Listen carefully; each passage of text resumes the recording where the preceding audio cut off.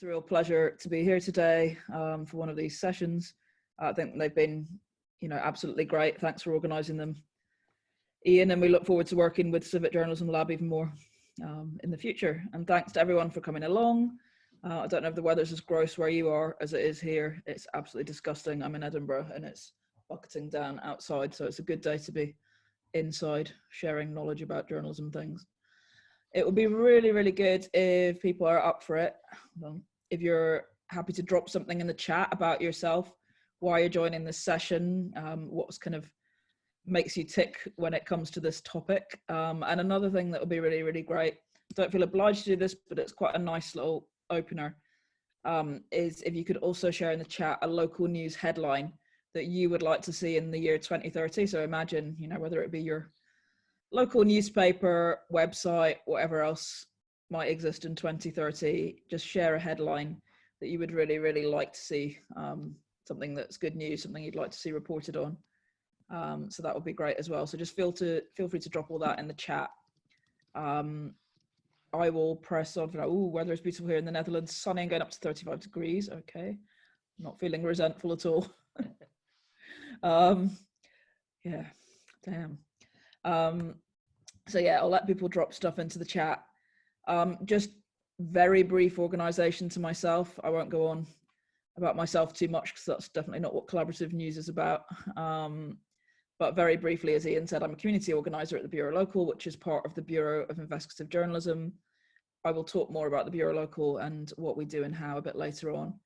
I'm also a journalist. I've worked as a journalist for 16 years and always been interested in the dynamics of, I guess, kind of power around journalism, who gets to tell stories, who doesn't, why is it competitive, why should it be competitive, and trying to answer some of those questions. And I suppose also the really, really key subject that I've always thought about a lot is how many people are just not represented at all in journalism as we tend to know it. So one way of identifying communities that really need more representation is people who are either harmed, often by government policy, local government policy, or people who are ignored, whose voices are not heard, who are never given a platform, and help those people to achieve change. So that's just a very brief introduction to myself. I've worked in lots of different papers, magazines, local news, national news, worked on travel, worked on technology. I'm definitely a generalist and like new and exciting things. So the Bureau Local is great. But as I say, probably the biggest motivator for me has been thinking about power in journalism and how that works. Sorry, the slides have been a bit cheeky. Sun is shining in London as well. Raining in Wales. Solidarity. Quick rundown on what to expect today. I'm just going to do just a quick introduction to what actually is collaborative journalism, because it might mean different things to different people, and rightly so. I'm going to tell you a little bit about the Bureau Local and the work that we do and why it's collaborative, potentially why it's not in bits. We're certainly not perfect. I'm going to tell you about the Change the Story project, which is, as Ian said, our look at reimagining kind of the local news landscape and how things could be done differently and better, and potentially leading to a more sustainable local news situation. We're going to be doing a little bit of workshopping, so looking at the more practical side of how you might go through the stages of planning a local news collaboration, and then Q&A, as Ian said, and there's also a link that Ian will be able to share near the end to a notice board. So that's if you've come up with an idea that you'd like to collaborate with other people on the call on. You can drop your idea in that notice board. Everyone else can see that too, and people can get in touch with you if they would like to collaborate on your idea. Maybe they're in your area, maybe there's a subject that you want to collaborate on. So it's just really to kick off potential collaborations from this session, because there is no time like the present. So there will also be a couple of opportunities to ask questions during the course of the session, so that you don't have to wait until the end to ask everything. There might be specific things you want to ask about on the way through. So I will press on. I wanted to start with a little bit of background on the local news crisis. Lots of you will know this stuff already, but obviously advertising revenue has dived over the last decade, with the rise of Google, Facebook, tech giants, other places where you can advertise more strategically to people. It's been a nightmare for newspapers. They've lost a lot of their business model. Lots of newspapers in particular have also been owned by big companies that have asset stripped them, that have been very much operating for profit. I think there was a quote that I can dig out the link for, but I think Tesco's were being expected to make profits of in the region of 6% a year. One of the major newspaper chains during the same year is expected to make a 10% profit, which is just, you know, ridiculous when you think how difficult it is to sell news compared to groceries. So there's just been a really, really unrealistic pressure on news for a long time. There's been a huge loss of trust, people seeing many newspapers as having an agenda, being misleading in their reporting, or trying to put across a particular stance that might be of their editor or owner. There's also, because of the rise of kind of the web and so on, a lot more information, and actually the rise of open government, open data and transparency. There's a lot more information than ever before online, but it's very difficult to navigate. There's a huge ocean of information, but it can often be hard to pinpoint stuff. It's often not super accessible. So there's an opportunity there, but one that perhaps wasn't being tapped that much. So I guess that's a very, very quick kind of run through of the background of local news. And a quick run through of the old news model. I know this sounds very critical. It's not that there wasn't good stuff being put out many, many, many times in the news as it has existed. But broadly speaking, the old news model tended to be dominated by the middle class. I mean, I think this has become even more of a problem, you know, than it used to be 5-10 years ago, actually. The mainstream media is more middle class and elitist than it has been for a while. And management tend to be kind of white, older, male. The profit behind making the news, sorry, not the profit, the motive behind making the news is often profit. And okay, that might mean that you go for a big scoop or you invest in clickbait. There can be lots of different results to that profit motive, but it can often skew the content that comes out. How has that news been produced? Often one-way communication. So this idea of producing a bit of news, chucking it over the wall, and letting people consume it as they will, and nothing can get back across again. Fierce competition. So it's all about competition. It's about who can get the scoop first, beating your competitor. You know, lots of journalists have tended to thrive off that kind of competition, which, you know, can be exciting if you like that kind of thing, but isn't always constructive, certainly not in the world that we're moving into. Old news model often as well involved a lot of reporting on people. So, you know, I as a journalist might sit in my ivory tower and say, oh, I think this X is an issue for Y community over there. I'm going to report on that. I might make a few phone calls, write something up, and eventually I might think, okay, I need a case study. So I might go and try and find someone who slots into that piece that I've already written. But those people will not be involved instrumentally in the piece at all. And I might be barking up the wrong tree. I might be reporting on an issue that's of kind of negligible importance to them, whereas there's a much bigger issue sitting alongside that no one has reported on that I would realise had I talked to them. So that brings us to the emerging news model. So, I mean, there's lots of kind of legacy media trying to do much more of this stuff, to be fair. And there's lots of new startups, so like the Ferret, Bristol Cable, Manchester Meteor. There's all sorts of exciting new models trying to do this stuff. The challenge tends to be financial. That's a slightly separate conversation that perhaps we can come to another day. But in terms of who can be involved, anyone who can tell an accurate, useful story. So, you know, there are certain standards that you need to maintain. Accuracy, you know, is the story going to be useful? What's the point in telling it? But there shouldn't be strict entry criteria in terms of, you know, degrees, networks, etc. The motive, rather than being profit, should be public interest. And most of these new models are motivated by public interest. You know, what kind of reporting will make a difference to the public and effectively stand up for their rights. The way it works, two-way communication. So it tends to be much more listening, feeding back, listening, feeding back, which tends to work, kind of result in content that's much more relevant to people, resonates, gets more shares. I mean, certainly when we were doing this at the Ferret and we were sharing our content online, we would tend to get a much higher rate of shares and engagement than I think any of the legacy media in Scotland did. So, you know, that's not an idle claim. Strong collaboration is a huge thing. So that collaboration can take many forms. Obviously, that's what we're really going to focus on today. So I'll come a bit more to that. But strong collaboration is a key part of that, and reporting with people. So really having people very, very much involved in the journalistic process. And our Change the Story project, a lot of it is about that. So again, we'll come to that in a bit more detail later on. So now just to talk briefly about some different types of journalism collaboration. So editorial is probably the exciting bit that everyone is here for, but it's worth quickly mentioning the financial and structural stuff. So there can be things like co-fundraising. It might be that a couple of different types of organisation who have different strengths can get together and put in fundraising applications together, and that might strengthen their bid and mean that they get that funding when they might not have managed that otherwise. Asset sharing, so that can be things like sharing hardware, software, office space, things like that. Knowledge sharing, so we're all trying different things. Some of the things we do are successful, some of them aren't. So all that kind of information sharing is super useful, so people aren't having to reinvent the wheel, they're not having to duplicate efforts.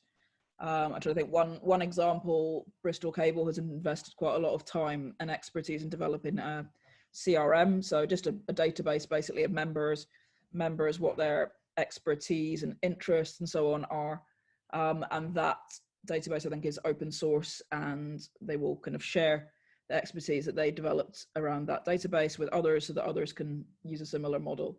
So it's that kind of, you know, supporting one another, sharing stuff we've developed, and it's I guess it's very kind of non-proprietorial. But the editorial is the bit people are probably here for today. So that could be things like data sharing. That could be that my organisation is doing a big investigation and we've sent out 400 freedom of information requests across the country, compiled the results, and we've decided that it makes sense for the impact of the story to share that data with lots of different people. So that's something we could do. We could also do it, and this is quite a common model these days. If we got a massive leak, someone sent us a massive dump of information on a particular topic and we knew it affected different geographies, we could choose to get in touch with different news organisations to tell the stories in their particular geographies. So data sharing is quite a common one. Data gathering, that can be working together, strength in numbers to try and gather as much data from different sources as possible and compile that together. So something that might be too big a job for a small news organization might be possible with lots of people working together. Mentoring and skill sharing can be a big one too. People can often be at different stages in their career or in their skills development. So, I mean, that's something we do at the Bureau Local. Again, I'll come to that later, but we often have people with experience in a particular field and younger or less experienced journalists who don't have experience in that field, and the more experienced journalists will support the younger one. The younger one will often have a skill that they can share with the older one too. So these are often kind of two-way relationships. Asset sharing, again, so that's editorial assets. So that could be things like photography, pictures, audio, video that you've gathered. If you're collaborating on an investigation, it might be that one organization pays for those, the others chip in, or that the main organization makes those assets open to anyone who wants to use them as long as they're reporting on the same issue. So asset sharing is a big one. Task allocation is when you all come together on an investigation and, you know, you carve up everything that needs done and say, you know, who's doing what, and you all work together to produce a huge piece of work, but of many different parts. And co-publishing is also a big one. So everyone publishing their own version of a story, either simultaneously or over a period of time, strategically. So I'd say those are some of the main types of collaboration. There are probably others. If you can think of others, feel free to drop them in the chat, but that's kind of a quick roundup of some of the main ones.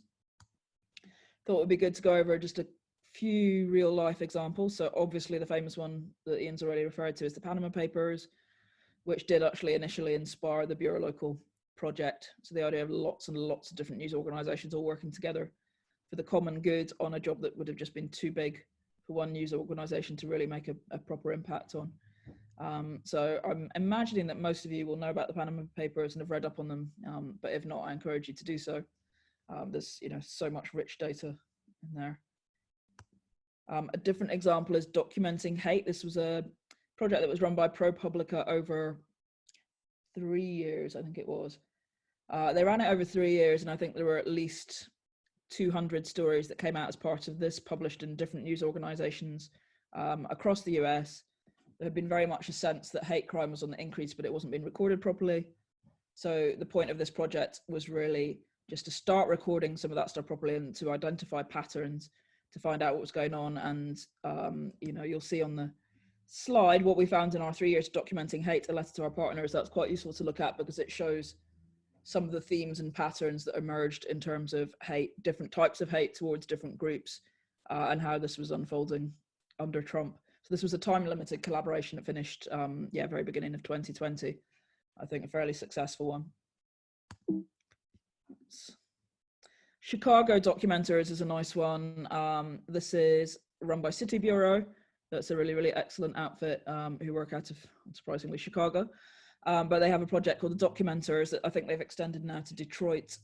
And this is where they train and pay local citizens to cover kind of local news and council meetings.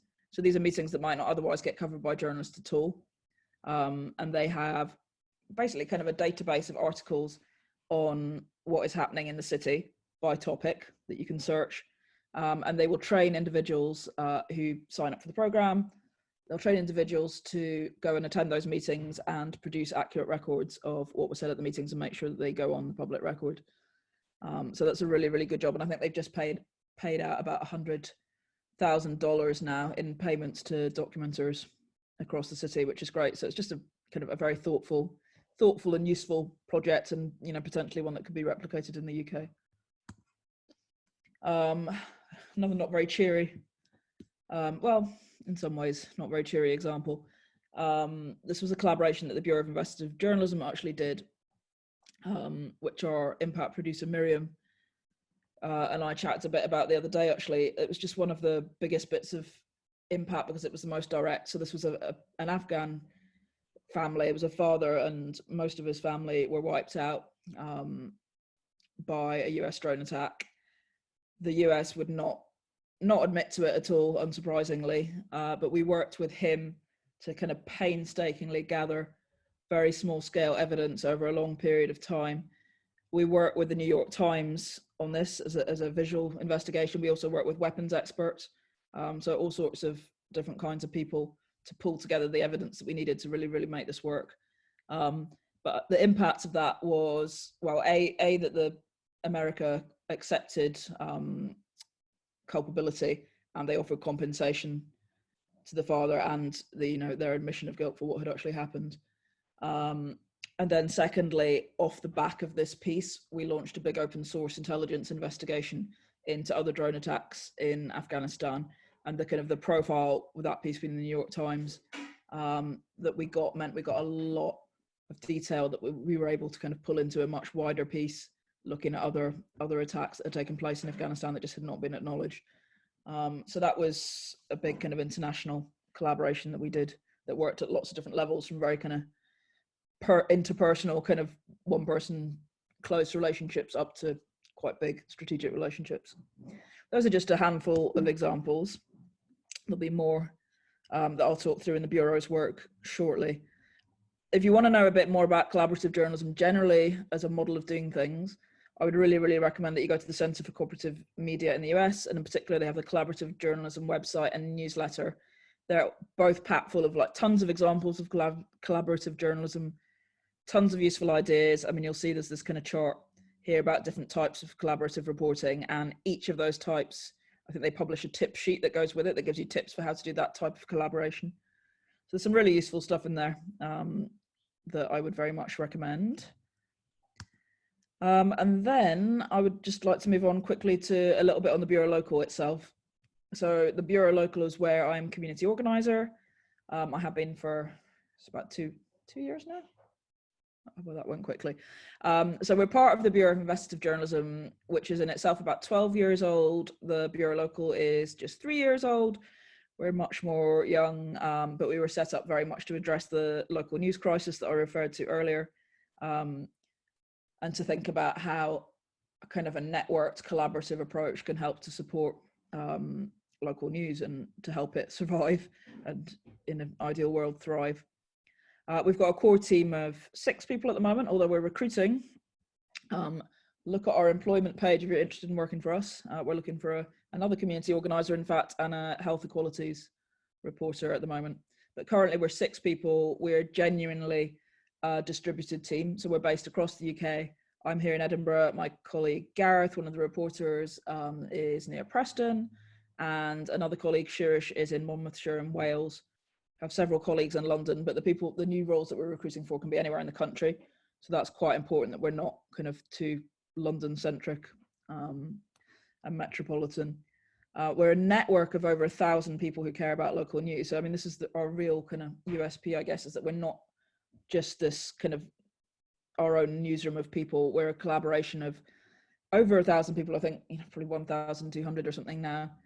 At the outset of the project, we anticipated that most people who signed up to join us would be local reporters who cared about the future of local news, but actually we've had all sorts of people signing up. So we've had community organisers, we've had lawyers, we've had academics, we've had activists, coders, pretty much anyone who's interested in, I guess, kind of civic and local power and holding power to account. So really, really interesting combination of people, I guess, who've signed up to be members of the Bureau Local. And that's definitely been a strength that we've had. I'm going to quickly talk through a few of our investigations so you get a sense of what we do. So Sold From Under You was about a year ago now. We were very much looking at local government and what's happening in local government, the financial crisis there.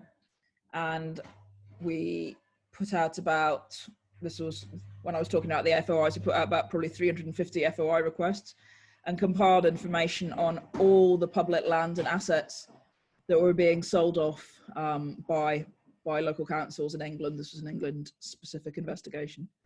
And those were things that were, previously community centres, libraries, health clinics, all things that were often kind of really important to communities and were being sold off really quite quietly. The picture there is a boxing gym in Birmingham, which was a real community hub for a lot of people. Also happens to be the place where Ozzy Osbourne used to rehearse with Black Sabbath randomly. But yeah, this gym, I think, had already been moved once by the council, and then they were finally selling off the last place it was at, and that looked like the end of it. And it had been, as everyone there testified, really a really key part of the community. There were lots of other examples. There were swimming pools, as I say, libraries. What we did as part of that investigation also was we created this database. So this is one of the first kind of really public facing things that we did. We created this database where people could stick in their own postcode and find out what had been lost in their own area. So that allowed people to hold their own councils to account. It also allowed people to see which councils had refused to answer the FOI, which was interesting because people could then apply pressure in their own ways. But that was really successful. I can't remember how many uses that got, but it was a lot. And people were encouraged, if they knew about places in their area being sold off, to get in touch with Locality. So that was a kind of a local organisation that we work with, who could then potentially help citizens kind of campaign against the selling off of assets in their particular areas. So as part of this, we, as usual, collaborated with lots and lots of people in our network. There were lots of local stories that were published as part of this investigation, and we also published nationally with the Huffington Post. So HuffPost UK put out a series of pieces as part of this investigation. So what we usually do is put out a big national story, but also work with our network to put out lots of local stories across the UK at the same time, so you can see the impact of topics in different areas. So that was Sold From Under You. Refuge Woman was another big investigation that we did. So this was very much data gathering at a local grassroots level, rather than at the kind of FOI level. So we knew that there were being lots of cuts made to domestic violence refuges. So lots of women who might previously have been able to find shelter were now not able to. So we got members of our network to go and do quite a lot of inquiry in their own local communities, talk to their shelters and find out what was going on in their area. And we compiled all that information and we published a kind of a series of pieces on that. But as part of that, we came across a woman called Cash Carraway, who's a very, very talented writer and performer. And we ended up working with her to tour a semi-autobiographical show that she'd written called Refuge Woman, and we toured that around the country. But we also kind of made it a live journalism show. So as well as Cash kind of performing some of the things that had happened to her or inspired by her life, we also had a panel with a local journalist who'd reported on the story at a local level, perhaps the refuge manager, and a few people who knew exactly what the impact was of cuts in their specific local area. So the two things together were incredibly powerful. We had amazing feedback from those shows. Dying Homeless was a huge investigation that we did. That was over the course of about 18 months. I'm actually going to go through Dying Homeless shortly as an example of a collaborative bit of work, so I'm not going to go into more depth now. And then we did an investigation that was a follow-up to Dying Homeless called Locked Out, which I'll also refer to a little bit more in a minute. So I wanted to just narrow in a bit more and explain what the life cycle of a story is at the Bureau Local, kind of how a story comes about and how it ends up happening. So first of all, we want to surface an issue. So when we want to surface an issue, we'll do various things. Our reporter will scope a particular topic. So at the moment, we're looking at local government, home and jobs, which covers a lot of stuff from homelessness to debt, to insecure employment, and we're also going to be reporting soon on health inequality. So those are kind of our main umbrella topics just now. But yeah, to surface an issue, a reporter will, talk to lots of contacts, scope out ideas that kind of are surfaced there. So that's fairly traditional. The community organizer will also go into communities around the kind of topics that we want to look at and talk with communities and find out what kind of issues are particularly impacting on them, potentially take ideas that the reporters have scoped out, test those with communities to see if they really are kind of the main issues or not. Also feedback ideas that are coming back from communities, so the reporter can then test those ideas too. So there'll be quite a lot to and fro initially. It will also, of course, step 3 is bringing it to our network, but really we'll speak to our network often earlier and say to people, we're looking at producing an investigation under this particular topic. What do you think we should be looking at? So we'll also kind of go to our network to allow our network to bring in leads and ideas and so on. So I guess that kind of covers the first couple of stages. So we kind of do that until we found a story that is really robust, matters to lots of people, affects lots of people, and one that we think we have some potential to kind of affect change around it, so that it's actually going to be effective reporting on it. We'll bring that story to our network. We'll tell them about it. Not everyone will want to be involved with every story. So, we might be doing a health investigation into a particular topic, and some people might be really excited by that and motivated by it. Other people, it might just not be their area. So that's where we form a coalition. People will kind of sign a memorandum of understanding if they want to get involved in the story and an embargo. We'll share what's called a reporting recipe, which is usually a guide to any kind of data that we've compiled, and kind of ideas about how to report on the story at a local level, and kind of any guidance as well on accuracy, so how data should be interpreted. If it's a particularly sensitive topic, how to work carefully with communities experiencing particular issues. So that's the kind of forming a coalition part. We'll then work together to develop the story. There'll be various channels of communication where we keep talking to one another about what we're finding. You might find that there's something that's an issue across the whole Northwest that's maybe not just a local story in one particular town, or it might be that other patterns emerge and that people want to work together to develop particular issues within the issue. And we will then work out how we're going to tell the story. So telling the story will mean that we find a national partner to publish with. So, that has been papers like the Times or the Guardian in the past. It's been HuffPost UK. We also quite often work with broadcasters. It has been Channel 4 News sometimes, or it's been BBC. Our international team will work with papers and broadcasters in the countries that they're reporting on as well. So the partner at a national or international level depends very, very much on the audience that we're trying to reach. But then locally, obviously members of the network will tell their stories they might be a local newspaper reporter, so they might be telling it in their local paper, or they might be BBC correspondent. They might be someone that runs their own hyperlocal.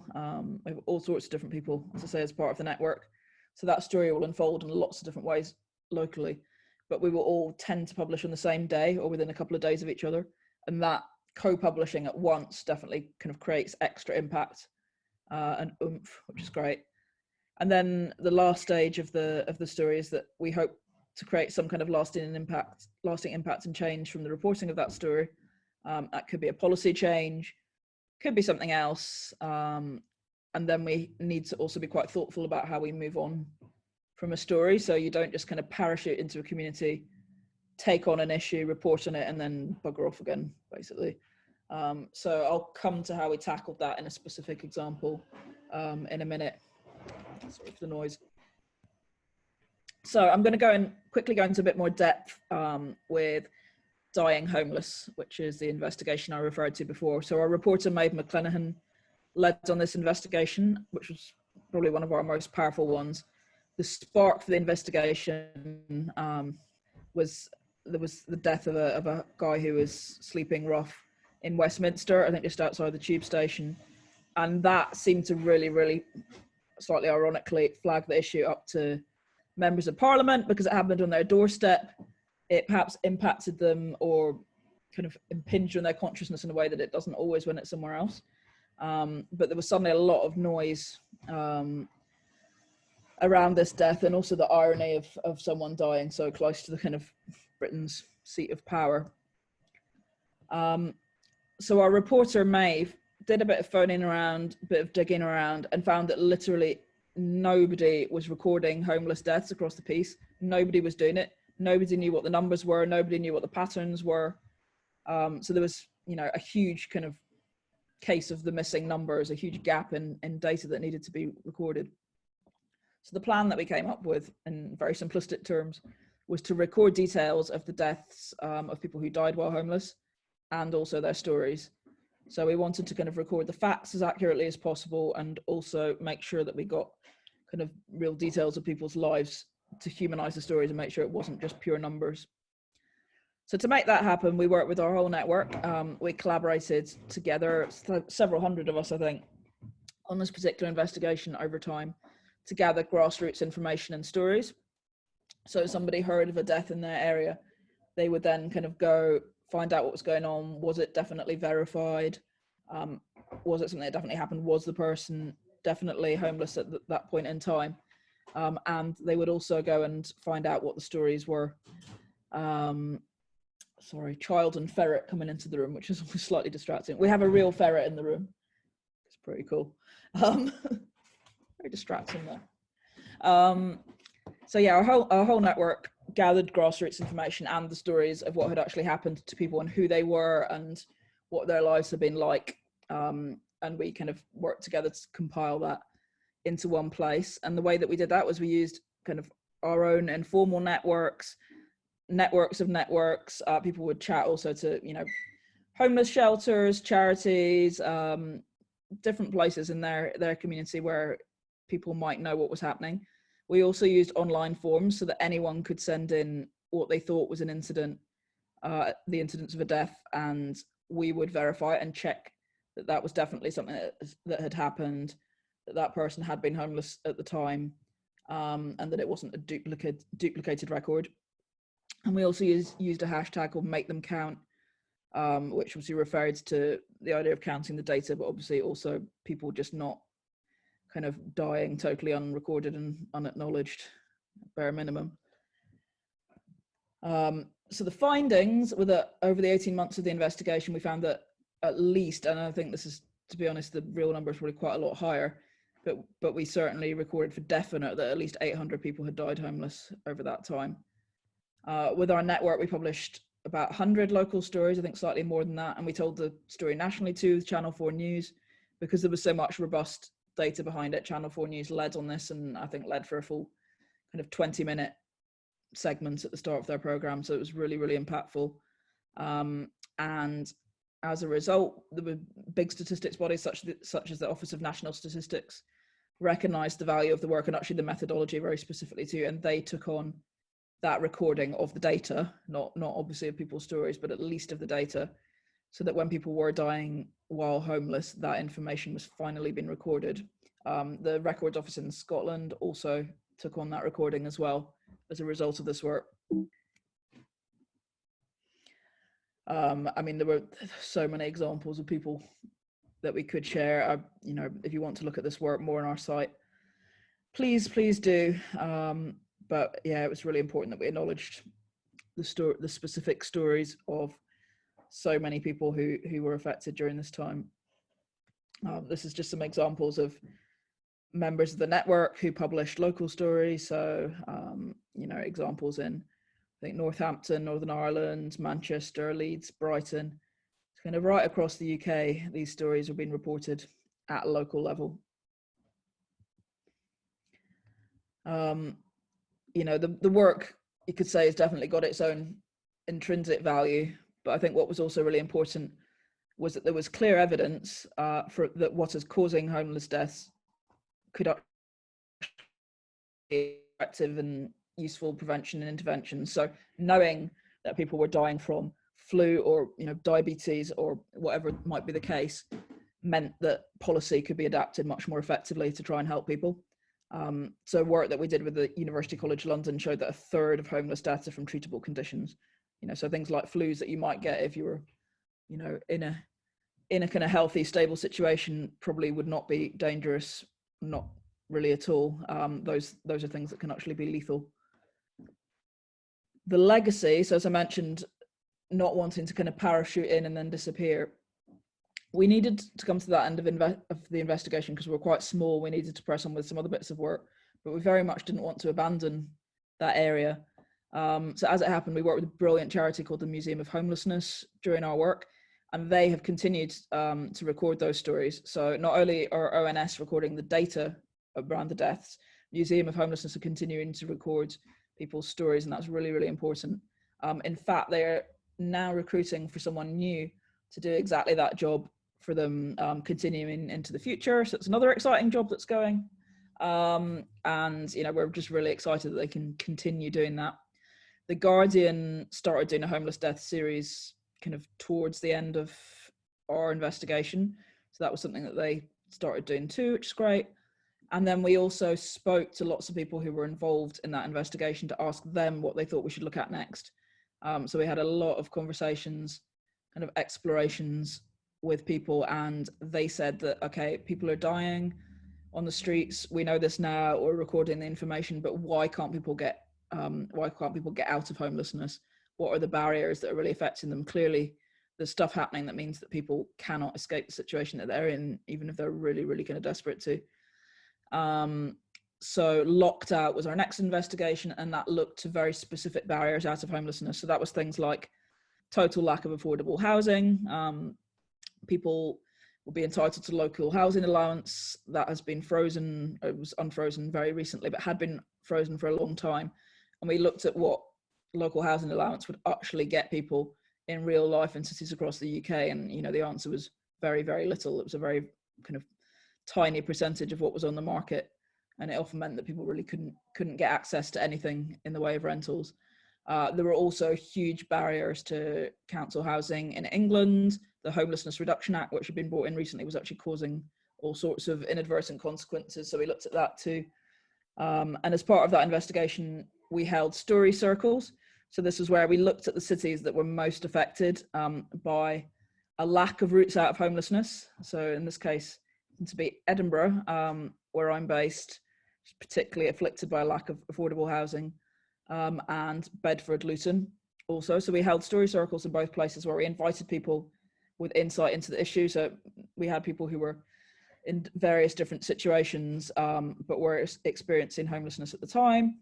We had people who had experienced homelessness in the past. We had local counsellors. We had people working for charities. We had kind of homelessness advocates. Had all sorts of people coming along to these story circles, and they're very focused, kind of friendly, intimate events where people will share quite personal experiences. So we got a lot of insight for that particular investigation from the people that we spoke to as part of the story circles. And again, we wanted to make sure that we didn't just drop in once and then disappear.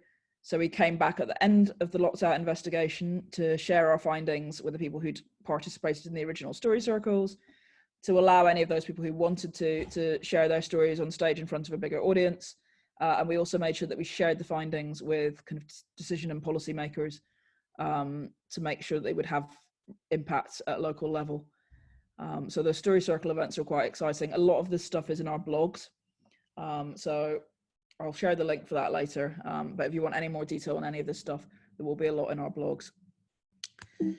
So that's kind of, I think, the end of the first large chunk of stuff. And I was going to take a quick pause in case anyone did have any questions thus far. Kind of, it's easier, Ian, for people to share them in the chat or to. Yeah, we had a couple of questions. Thanks, Rachel, for giving us that opportunity. So Catherine asks, how big and how diverse is the network that you bring a story idea to before forming a coalition? So, yeah, it gets confusing because we have so many networks and so many communities. But we bring the idea to our own network, which, as I say, is about 1,200 people. In terms of other communities that we might test an idea with, it very much depends on what the idea is, because it might be an issue that affects huge swathes of people, or it could be a really, really specialized issue, in which case we talk to a smaller number of people who are more affected.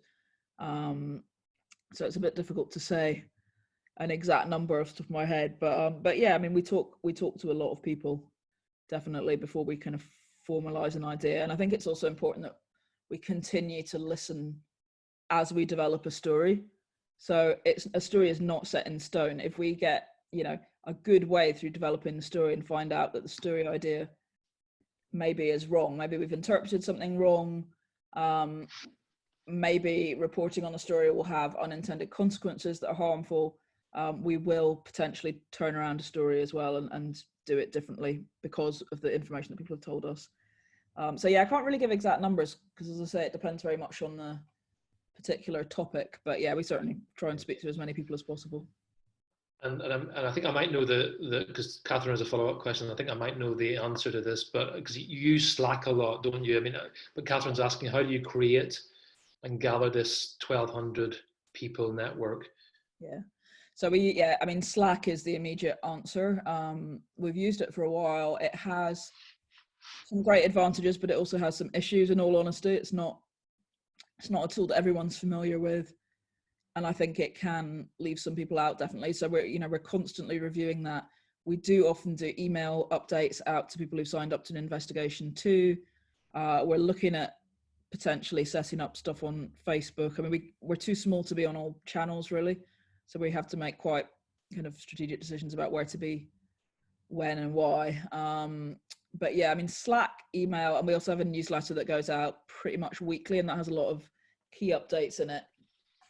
So yeah, generally email and Slack, but we're really looking at the stuff all the time, and we're looking at whether we could develop kind of SMS or we could develop WhatsApp groups. There's all sorts of things that we're looking at. So very much we're going to keep testing where people are, what works for them, and keep reviewing how we stay in touch with people.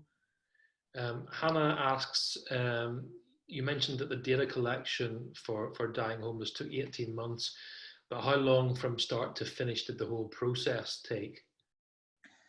I think it was, yeah, I mean, the beginning of it was before my time, actually, but I think the whole thing was about 18 months all in all. I would have to check with Maeve, the reporter. I'm sure she was like firming up the idea a bit ahead of that, but we were still recording the data and the stories while I think Maeve had moved on to kind of conceiving the next project. So that's why the total is 18 months, even though it was 18 months of data. I think it was about that.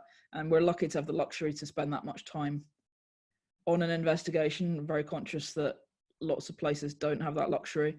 And again, maybe it's worth having a conversation about finance and sustainability at some point, because that's a nut that, if it can be cracked and resources can be freed up for a lot of public interest journalism and buy people more time to report on topics like this, then a lot of great work could get done. Yeah. I'll just remind everyone we've got a Q&A coming up at the end, so I'm just going to run through a couple of these last questions, and then we'll let Rachel carry on with her presentation. So just sort of rapid fire, Rachel. Gareth asks, what situations do you reach for FOI in? What are your biggest struggles with using it as part of your investigations? Well, I mean, people not responding properly and having to appeal or refusing. Obviously, we do use My Society. You know what? What do they know? No, geez, the FOI one. I've had a total mental. Who do they? No, so is it? Yeah, what do they know?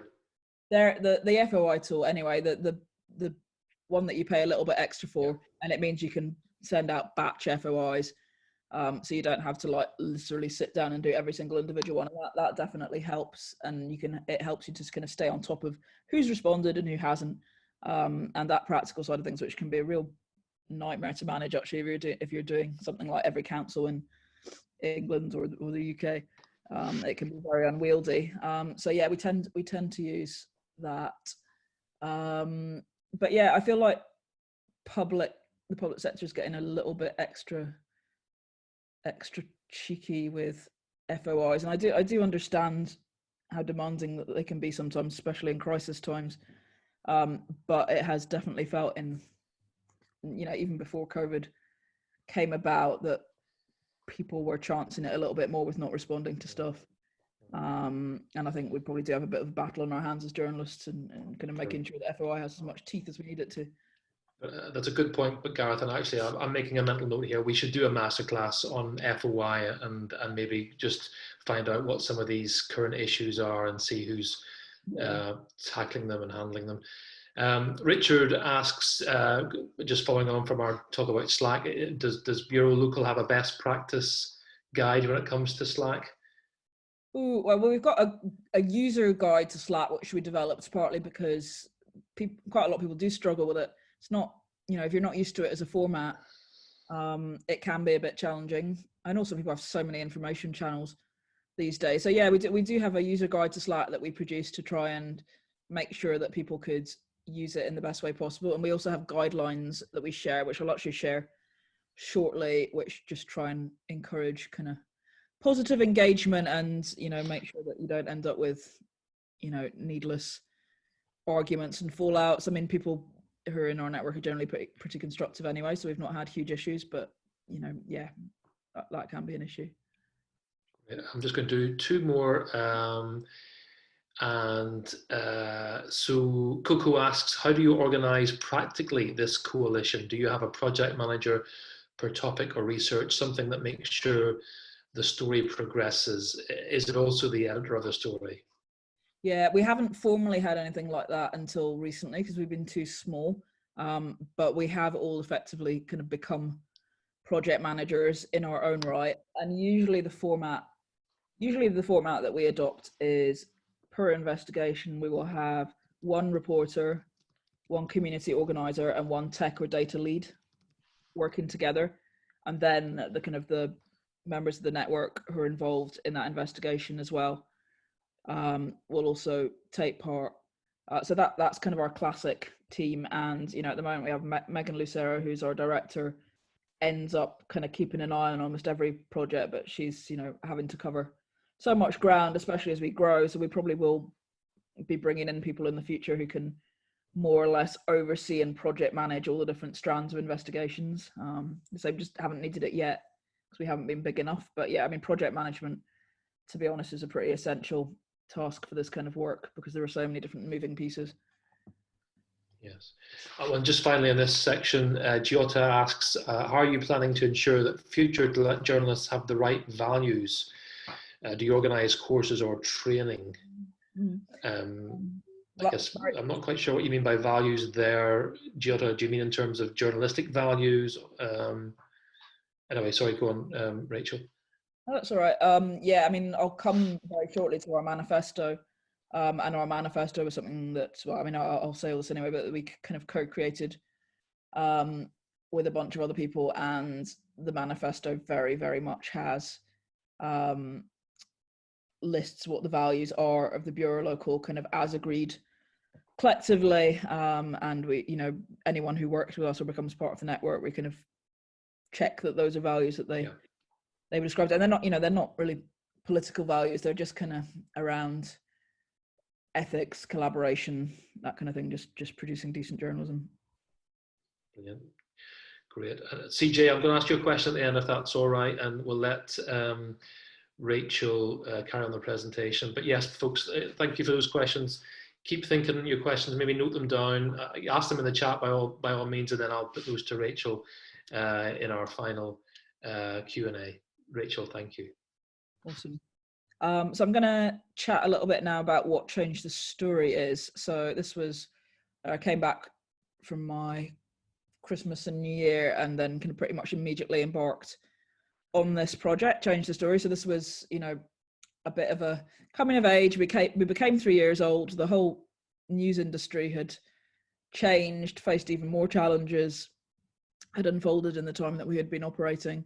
And also, as I mentioned, our network ended up not just being a network of local reporters, but of really kind of active and engaged citizens with all sorts of backgrounds from across the UK. So we just kind of needed to step back a bit, take stock, check that we were happy with how we were working, work out exactly, what was the motivation behind all of our work still. Was that something that all of our network kind of subscribes to? How could we be effective going into the future? And a lot of that is around collaboration and scale. So as I mentioned, we're a little team.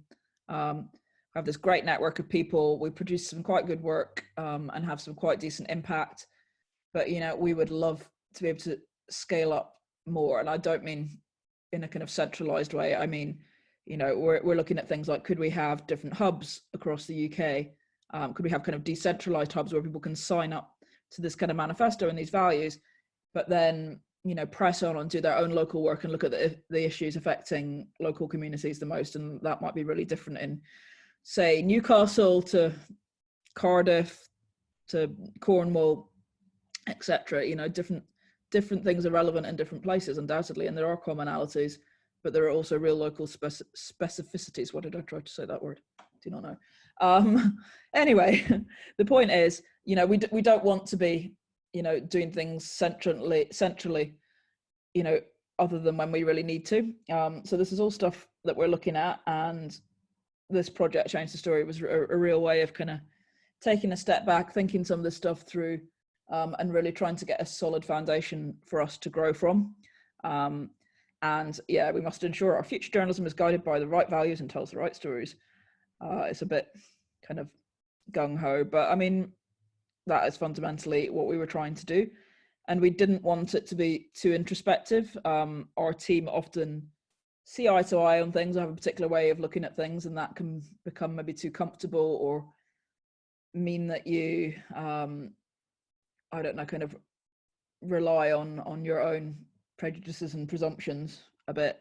So what we wanted to do was recruit a bunch of people to come in from outside the network, in many cases, from different parts of the country, from different backgrounds, to work with us to tell us what we should be doing and why.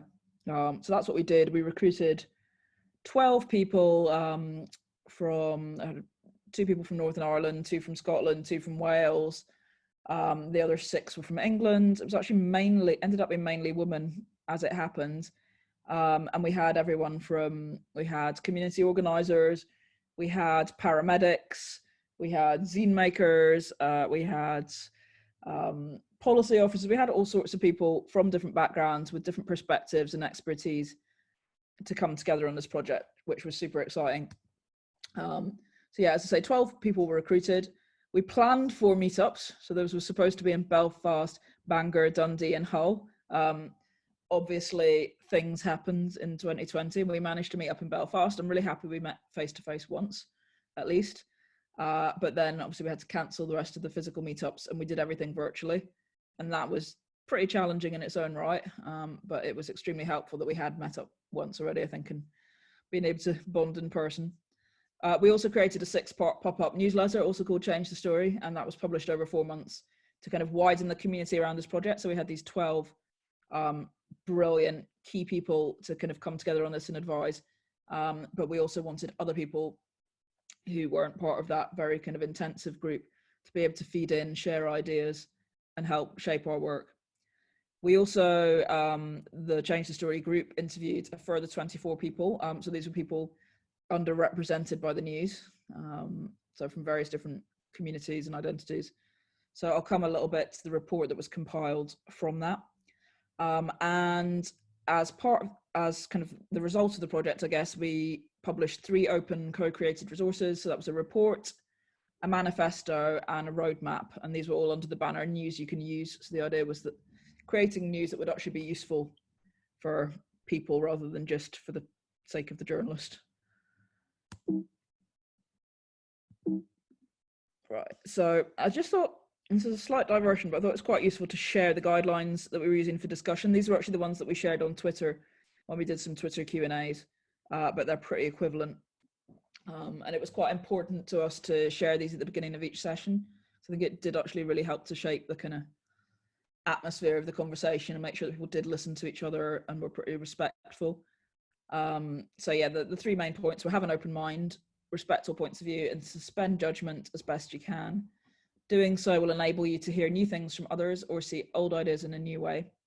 Ask questions, explore, but don't shut down. Find the generative thing in disagreement and avoid cynicism.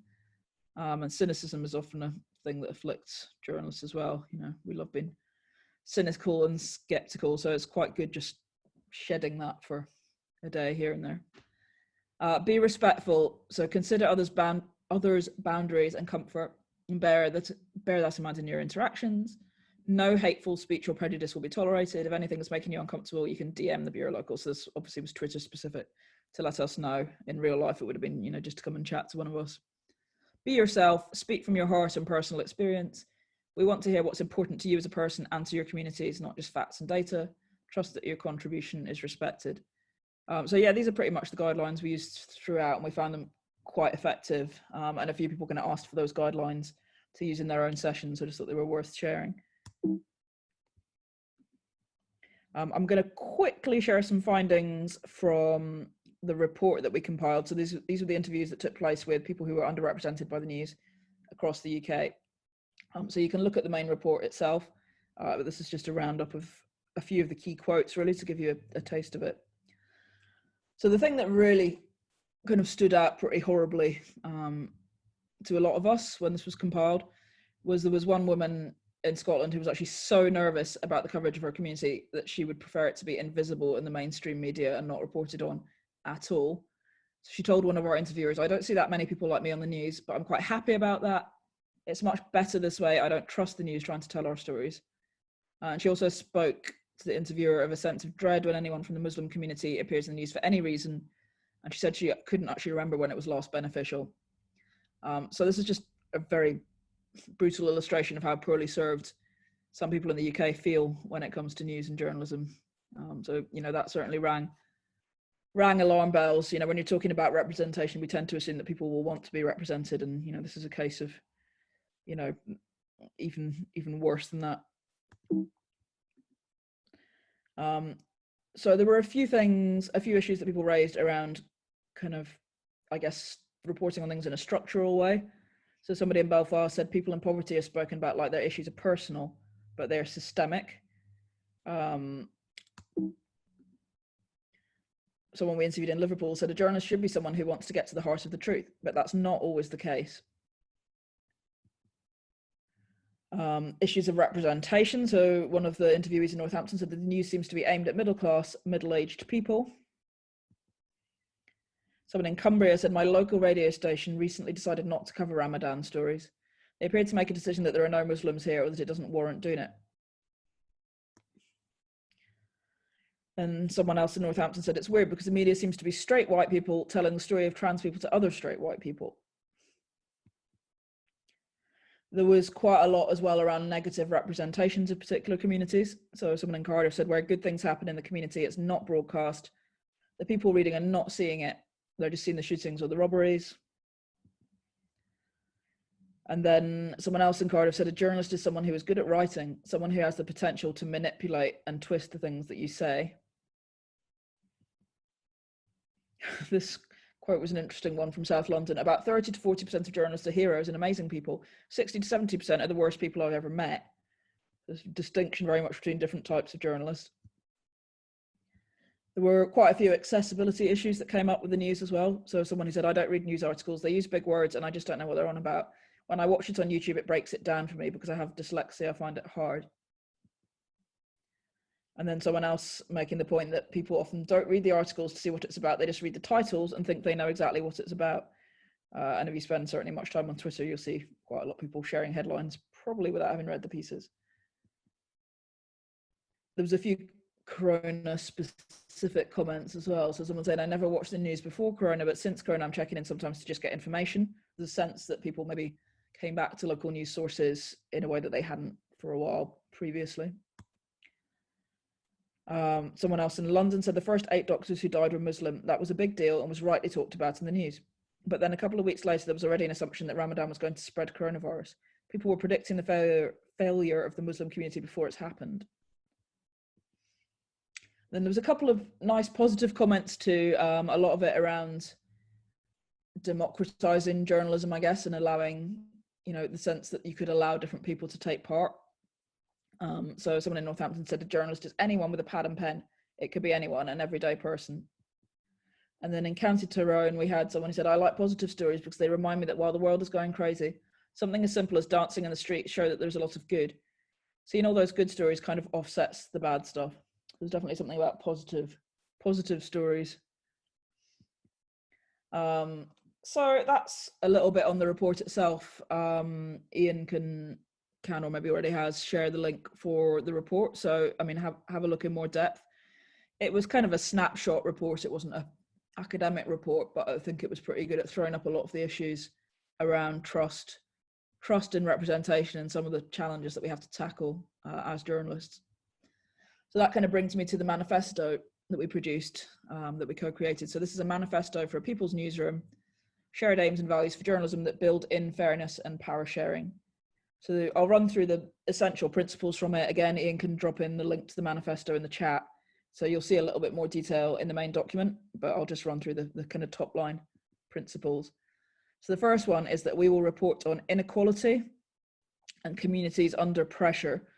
So we wanted to move away from the idea of talking about marginalized communities or vulnerable communities, and we wanted to look at the idea of people under pressure. So this is, it can reflect lots of different topics. It can be people facing particular health issues. It can be people having to face particular types of debt.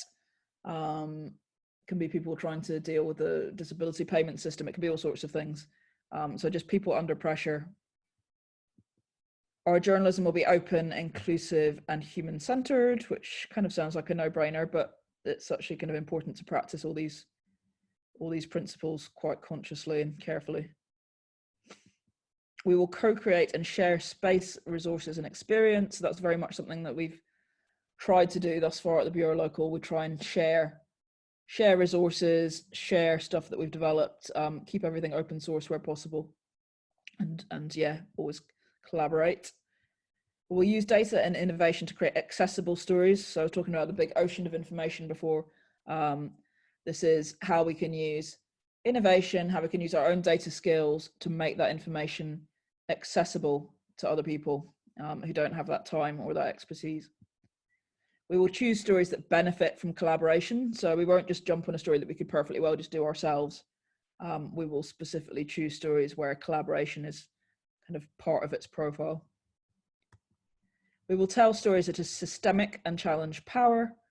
So, if someone came to us with a local story and said, this is happening in my town, you have to report on that. We would want to check if that was a pattern that was across a wider area. If that was something that was happening in lots of different places. We wouldn't tend to tell as a network kind of single place or single issue stories. They have to be things that are happening somehow across a piece. It doesn't have to be the whole of the UK, but certainly in different places. We will ensure that our journalism is useful to society. So again, not producing journalism for the sake of kind of awards or ego, but journalism that is likely to secure in some way some kind of impact. And we will bring our reporting back to communities and those in power to spark change. this idea of kind of circular reporting. We go to those communities to get the story ideas to start with. We bring back the stories once we finished working on them. So usually we have two audiences. We have the change makers, decision makers that we need to get to for impact. And then we also want to make sure those stories come back into communities that we're reporting with. So lastly, the third resource that we produced, I know it's a lot, is a roadmap for local news collaboration. So this is supposed to be kind of a brief practical guide to how you would set up your own local news collaboration if you wanted to go down this kind of path. And there are 3 steps in this, just 3. The first one is to agree shared aims. So that's something like our manifesto, and you could use our manifesto as a springboard for your own collaboration. You could bring it as a starting point, or you could start with a blank piece of paper, whatever you think would work best in your own area or with your own collaborators. The second step is identifying key issues in an area. There's lots of different ways of doing that, but there's also citizens' advice. Data is quite useful. There's lots of data sources you can use, as well as speaking to people is great, but also do interrogate where you can data sources or speak to people who can, because that can also help to throw up kind of silent issues. And the third step is establish ways of collaborating. So we're going to come to this in a minute. We're going to do some practical exercises around how you would establish ways of collaborating on a local news project. So this is taken from our roadmap. Ian, don't know if you've shared the roadmap. If not, that would be great. Thank you. So feel free to open the roadmap document. It has these steps in it. So this is what we would suggest that people do if they want to report on a particular topic or set up a local news project in their area. So step 1 is identify who needs to be part of the collaboration. Identify how best to hear these voices. Where are people? Where do they hang out? Where do they share information? Think about what would motivate someone to be part of a collaboration. So there has to be something in it for the different people who are part of that collaboration. Identify the best platforms for bringing all collaborators together. So, you know, that might well not be Slack. Could be a cafe, could be a Facebook page, could be email, could be phone, etc. Agree on who the story needs to reach. Identify how best to reach these audiences. Think about how to move on from the story constructively and reflect on what impact the story could have locally. So it's kind of an 8-stage process that you can work through to look at a particular topic locally. So I kind of want to kick off the workshop bit quickly. So we'll do this workshopping, hopefully have time for a little bit of feedback from a few of you. And then at the end of that, we'll do the final Q&A. So we had hoped originally we might be able to get breakout rooms and have you work in groups, which I think would have been nice. Unfortunately, we haven't been able to do that. So if people are okay to work individually, that would be great. So you could just take 5 minutes initially for this step 1 and just grab a bit of paper or notes on your phone, laptop, whatever, and jot down for yourself what you think are the biggest or most important stories that need to be told in your area or with the community that you work with. So obviously you'll all have different backgrounds and circumstances and kind of professions. I'm presuming quite a lot of people are journalists, but I wouldn't assume that everyone is either. So just have a think in your communities that you work with or in your local area, what do you think are the biggest or most important stories that need to be told? So you can write a list of several as they pop into your head. So if everyone could just take 5 minutes for that, that would be great. I'll set a timer unless you want to do the timing. Let's see.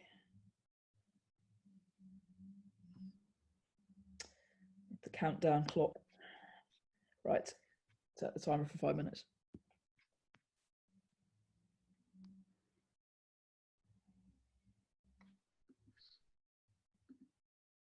And so those communities, Rachel, they don't need to be geographic communities, do they? They don't have to be, no.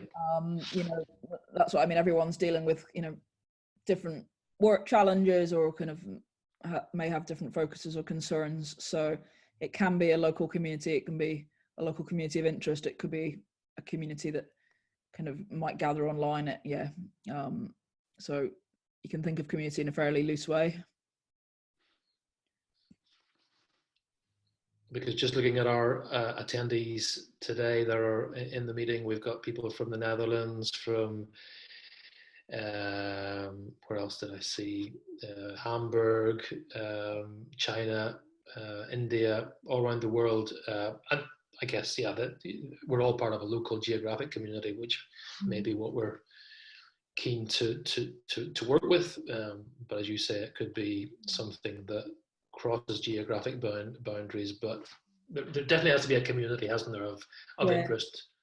I mean, our focus, of course, is local because of what we do, but it doesn't mean that everyone else's has to be by any means.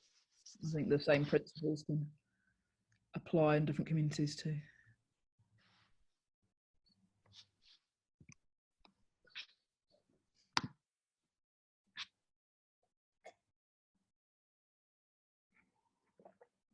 I'm actually going to run and grab a Strepsil. Got a slightly sore throat from talking so much. Be back in 1 sec. Go for it.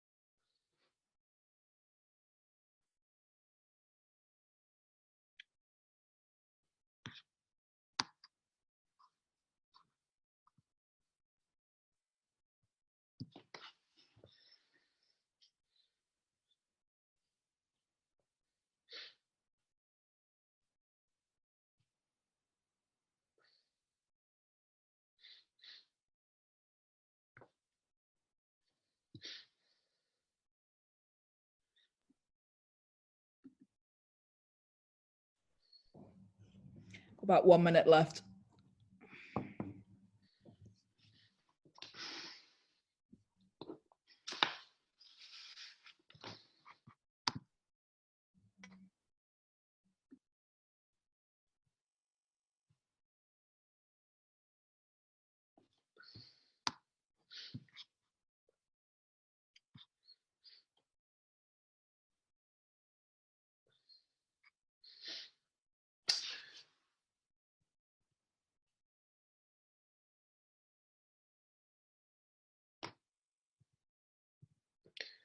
Rachel, you're on mute, Rachel. Do you want people to start putting down their yeah, that would be great. I think the timer's just about to go off. Yep. So thank you to Sarah. Don't feel you have to share your ideas if you're worried about, you know, people stealing your ideas or whatever. You know, it's fine to also keep the ideas to yourself if you just want to run through it as a thought exercise. So entirely up to people whether they want to share or not. Well, we've got a couple already Right. from Sarah and Jota. Thank you. Oops. Gone to step 2 already, haven't I?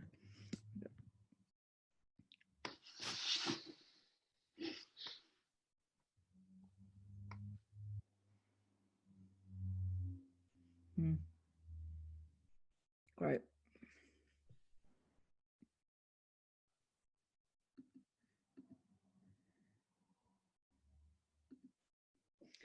Okay, well, I might just go on to explain step 2 now. So step 1 is when you get kind of all the ideas that could be really interesting to explore. And then, it's all right, there's so many windows. Then if you look through the story ideas that you've got, have a bit of a think over the next 5 minutes about which you think could have the most positive impact if reported well. So think about each subject. Is there something you could do?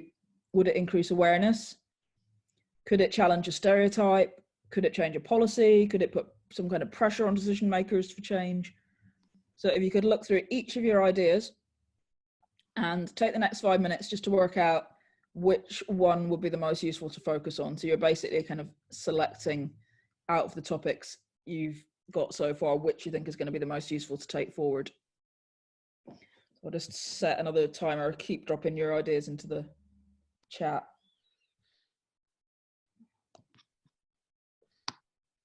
You may not need as long as 3 minutes. Let's say, to save time for Q&A, I'll give you 4 minutes just to kind of look through the topics you've got and work out which is going to be the most useful and why.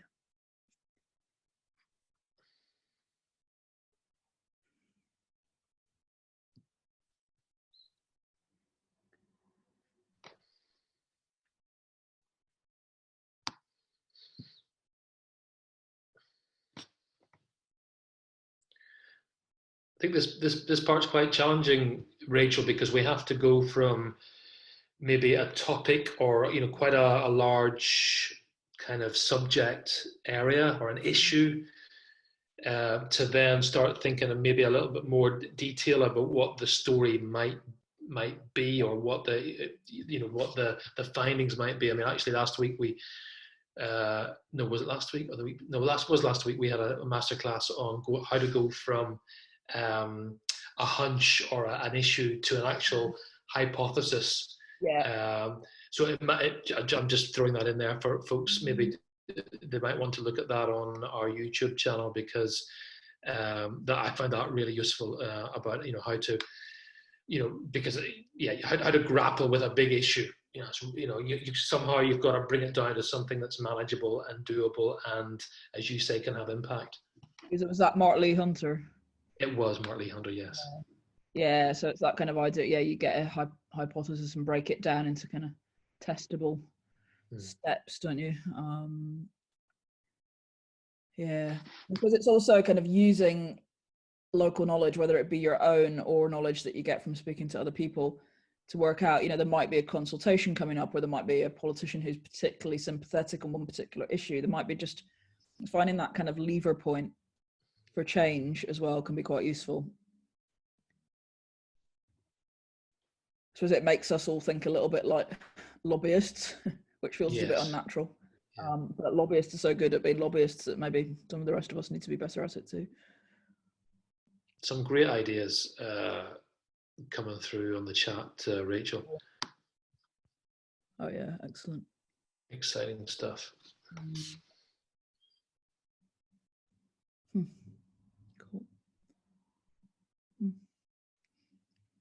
North Wales, awesome.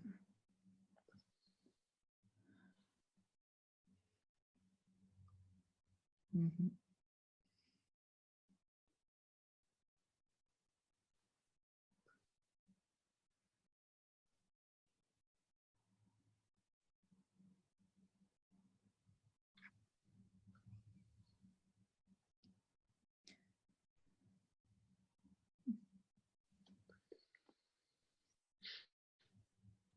That's a great range of people, ideas. Yeah, I've got about a minute left.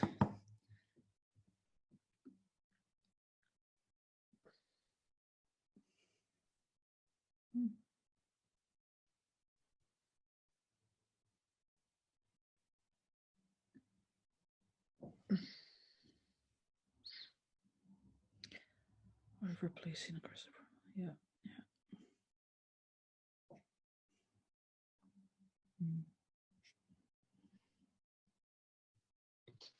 Well, in an ideal world, those are topics that will all get reported on.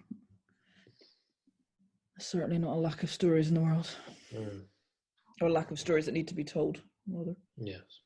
Potential stories. All right, that's the timer pretty much going off. So, if you had a bunch of potential ideas and have now narrowed them down, perhaps you could say which final subject you've ended up choosing and why. Just drop that in the chat.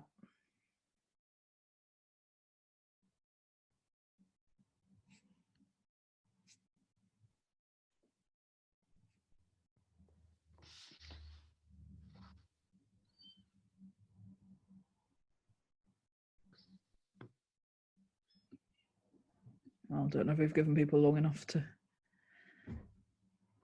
narrow it down. I think a couple of those at the end are maybe a little bit more focused. Totally. I guess sorry, Rachel. I was just going to say, I guess the great thing about some of these issues is that there's not just one story in there. There's maybe 5, 10 stories, and often the challenge is, okay, can I chunk this up into lots of stories that I can then do maybe as a series of stories, or we collaboratively could do as a series of stories, and it's about identifying those different component parts. Yeah, I've got a few here as well.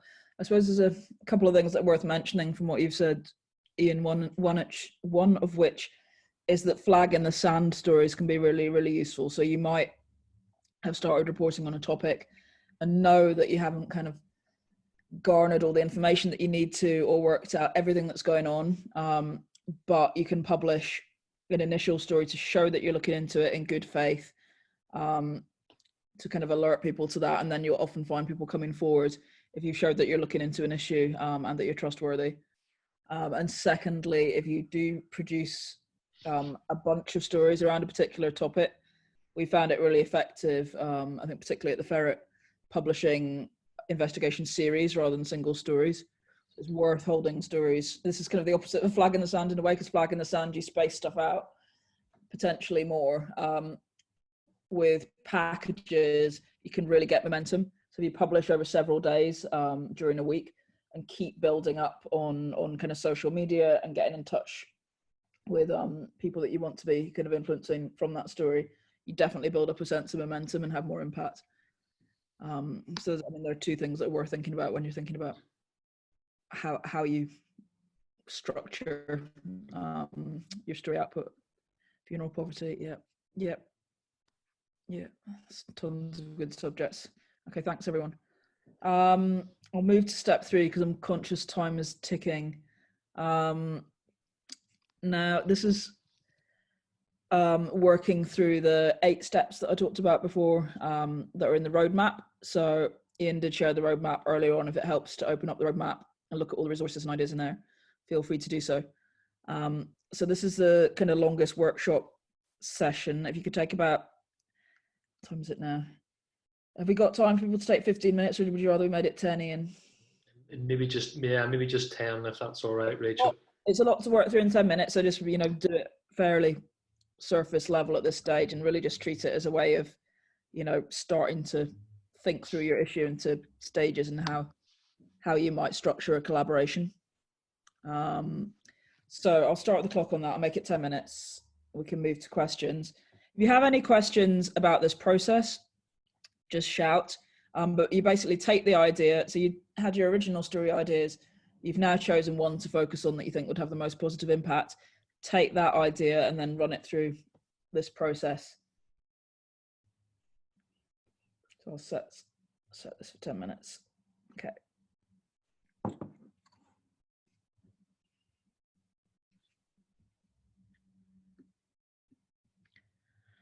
And it might be worth at this stage, Ian, sharing the notice board document.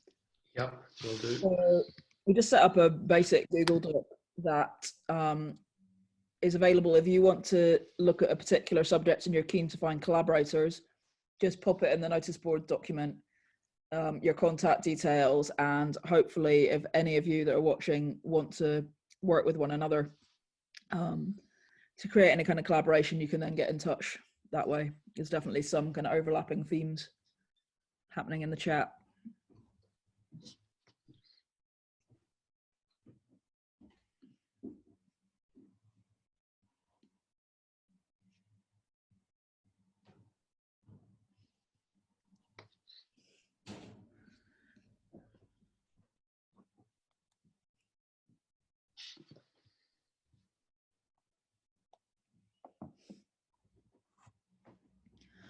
Right, someone can't open the notice board. Oh, and the link hasn't got split, has it?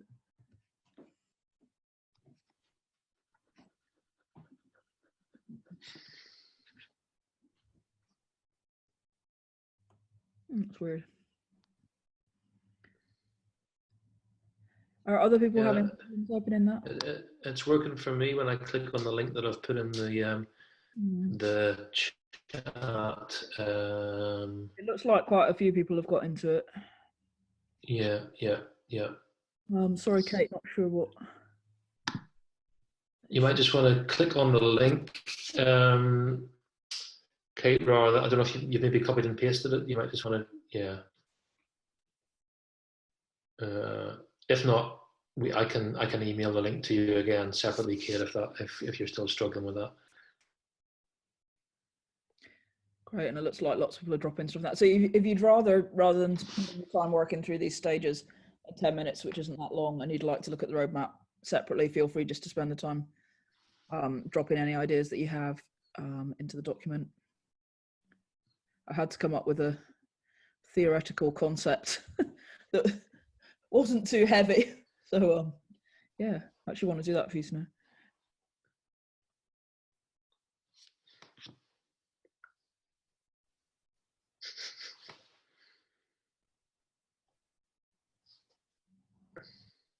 Lots of anonymous animals. I've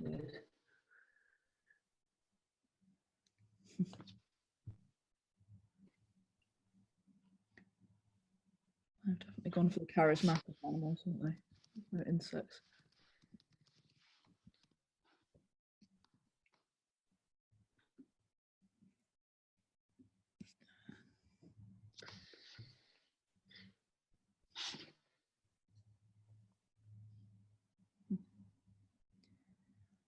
So yeah, we're definitely excited about the possibility of local collaborative journalism hubs, kind of bureau local or otherwise, being set up with so much potential.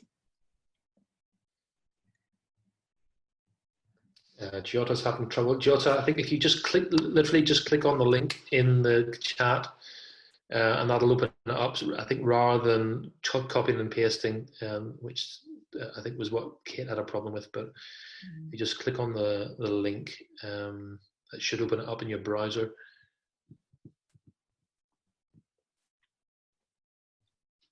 Great to see so many people up for collaborating.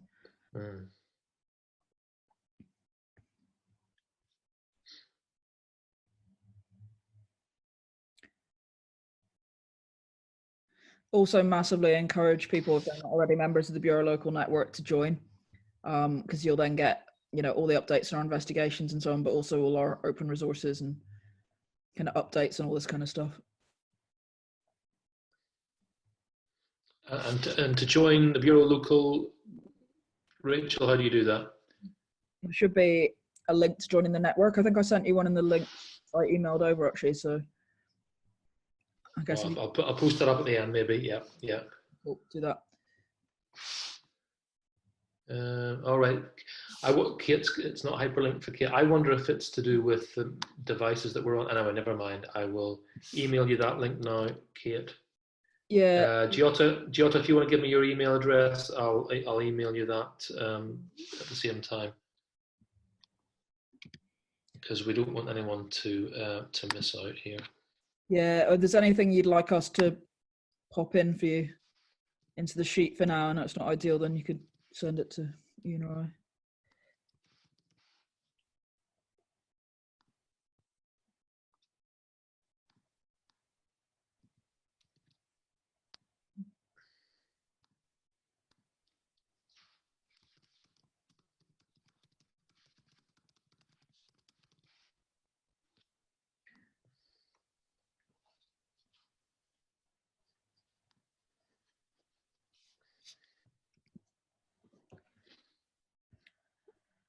go. Some collaboration already happening live in the document. Thank you, Giota, for your email address. I'm just going to send that off to you as well.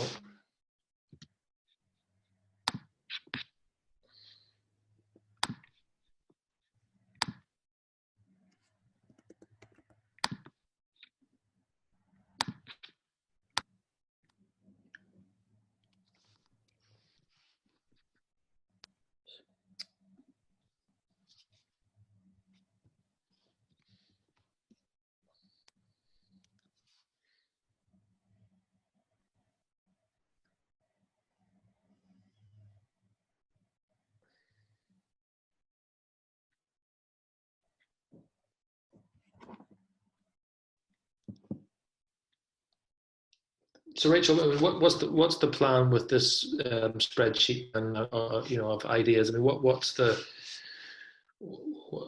happens next essentially, or do you want to cover that in a minute? I can come to that in a minute. I mean, this was very much a kind of an experiment for how much people would want to work with one another, from this group off the back of this. So kind of encourage people to follow up with any of the ideas that they're interested in getting involved on. So hopefully most people can access the document. If so, the people who haven't popped ideas in, if you see anything that you would like to get involved with or collaborate on, then please just get in touch with the person in question. I'd also recommend that everybody, as I've already said, joins the Bureau Local network, and these are all, pretty much ideas that will be usefully pitched at Bureau Local level. I mean, we're kind of going through a growth stage at the moment anyway. We're recruiting, and then kind of by end of September, we will be embarking on a lot more new stories and topics. So, it's a good time to get involved. And, because I guess one of the questions I have, Rachel, is, these are subjects that we care deeply about. We've maybe thought about them, researched them already. Yeah. So, we've already got some kind of ownership of the ideas. How do we make sure that we, in sharing and collaborating an idea, how do we make sure we retain some ownership of that? Yeah, it's a good question. It's a really, really tricky one. And one of the risks of collaboration is that you open yourself up to, I guess, kind of professional abuse. People do steal ideas.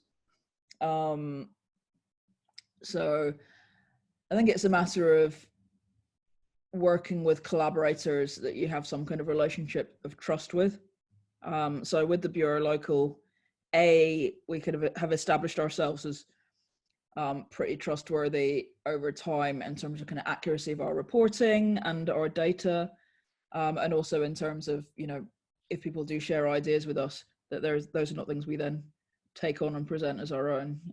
But that stuff does happen a lot in journalism. So I'd say just be canny with your collaborators, particularly other journalists. When we're doing a big investigation, there probably are sometimes things from the national story that we will hold back until fairly last minute, rather than sharing every detail of the national story with everyone. Yeah. But I mean, we're pretty open with the information that we gather. Yeah, I mean, to collaborate, you have to trust people, but yeah, you don't want to be a mug, and you don't want people to take advantage of stuff that you've spent a long time working on, as you say, care about deeply. So I mean, it's just exercising judgment, really. And because I've just noticed Giotta's using her mobile phone, I think, to join us today, so that's probably why she can't access or even write into the document. So I'm assuming, Rachel, this document will stay live for some time, won't it? Yeah, we'll keep it live, and I don't know, are we sending out a follow-up from this session? I'm quite happy to share slides if they're useful to people. So if so, then we can make sure the link to the document is in the follow-up as well. So yeah, I'm going to come back to that. And Coco's just saying there, trust is one of the most difficult parts. Doing a kick-off with the team and getting to know each other helps. Yeah, definitely. And a kind of memoranda of understanding or another technique. Obviously, if you set up your own kind of formal collaboration, you can just have something that everyone signs that at least kind of agrees basic principles to, you know, how you'll behave, how you operate, who shares what information and data, when, embargoes, etc.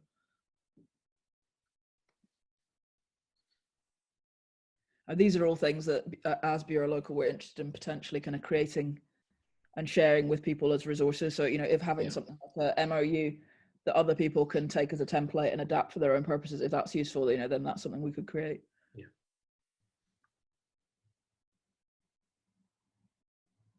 Right, sorry, the timer went off. I just went into a total dwam looking at the scene. The timer has gone off. So, I mean, I'm hoping that people see some exciting ideas that they kind of would like to get involved with in the document, and could potentially get in touch with one another. And B, if you've kind of worked through these steps from the roadmap, that they're useful too. It was obviously quite a short amount of time to work through them, but the roadmap is there as part of our open resources. So anytime you want to use that to help guide a collaboration, then please do. So I'm gonna skip that bit, and then I think if we just move to Q&A left, so feel free to ask any questions that you have, or again, now, I mean, we've probably done the sharing the ideas that you'd like collaborators on the document, so don't worry too much about the second part there. Whoops. That's terrific. Thank you, Rachel. And just, yeah, folks, if you've got any more questions, I've got a couple I need to come back to that have already been asked, but if you've got any further questions, just post them in the chat now. So Rachel, just to go back briefly, take a step back to that document. Lots of people putting their ideas in there, their contact details. They're free now to contact each other, and then perhaps go use those steps to those 10 steps, was it, just to then help organize the conversation beyond that. Yep, definitely. Also feel free, you know, if you do join the Bureau Local network, if you're not already a member, you know, our Slack is also a place where these kind of conversations can happen. So if there was a couple of you that wanted to collaborate on a particular subject, you could join the network, take it into the newsroom, ask around for other collaborators, and you might find that you build a collaboration quite quickly that way. We don't, again, want everything to be centralized. So, you know, we run big investigations that we lead on, but also we're really kind of happy if members of our network kind of spark ideas between them and go off and develop those themselves. So there's all sorts of different ways it can happen. There was one network member decided they wanted to look into student housing a while back, and we just set up a dedicated channel on Slack for that, and people were working together themselves on that for quite a while. So there's definitely potential for that. Brilliant. Thank you, Rachel. Well, let me just go to the questions. CJ asked earlier on, how is Bureau Local funded, and is it difficult to raise these funds? How are we funded? We're pretty much exclusively funded at the moment. The Ferret is a totally different model, which I can speak to if it's useful for people. But the Bureau Local, yeah, we're pretty much all of our funding is grant funding, has been since we set up. Our organisation is really, really good at making the case for what we do. So we're quite lucky to be able to fundraise effectively.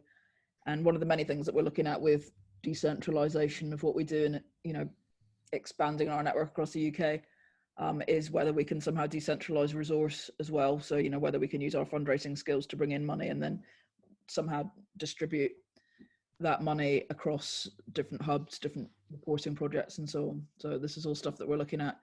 For now, things are stable. It's possible that, you know, COVID may have hit foundations and so on, and may affect the income that we can get. It remains to be seen. I think everyone in journalism is trying to make ends meet, and it is a challenge. But yeah, whatever we can do to share wealth that we get to make as much stuff happen as possible, then we will.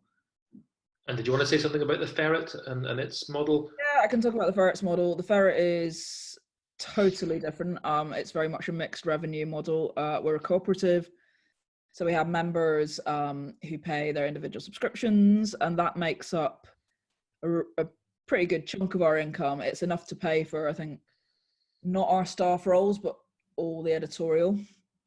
that we produce, which is pretty good. And we also get income from quite a lot of other things. I'm trying to think. We have done crowdfunding in the past, very targeted crowdfunding, so not great big. Give us loads of money to keep our newsroom going. We'll ask people to fund a specific investigation and vote on the topic that they want to see investigated. So it's very focused crowdfunding. We do get some philanthropic funding, and that's kind of helped us to grow, but it's not by any means our only stream. What else? We have media partnerships, so we'll sell stories to other news organizations. That's been quite a good steady stream of income for us.